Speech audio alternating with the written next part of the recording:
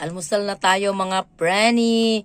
Sa reels ko, sa kakaprepare ko ng mga ibibidyo ko, nakalimutan ko na kailangan ko palang mag-almusal. O ayan. So, yun ang wag nating kalimutan. Anyway, hindi pa naman late. Ito is almusal na, kasama na rin yung merienda. O 2 and 1 na, buti nga hindi pa umabot sa tanghalian. When we are busy, sometimes, ang nasa sacrifice is yung tiyan natin. Kasi ako pag busy ako, hindi ko nararamdaman na gutom ako. Yan.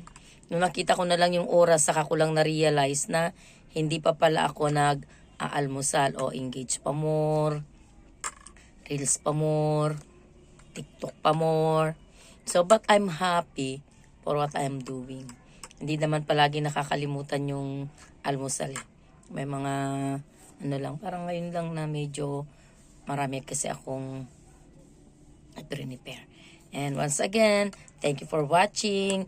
Ano man ang ginagawa ninyo today, have a blessed day. At matupad nyo nawa ang mga gusto ninyong marating sa buhay.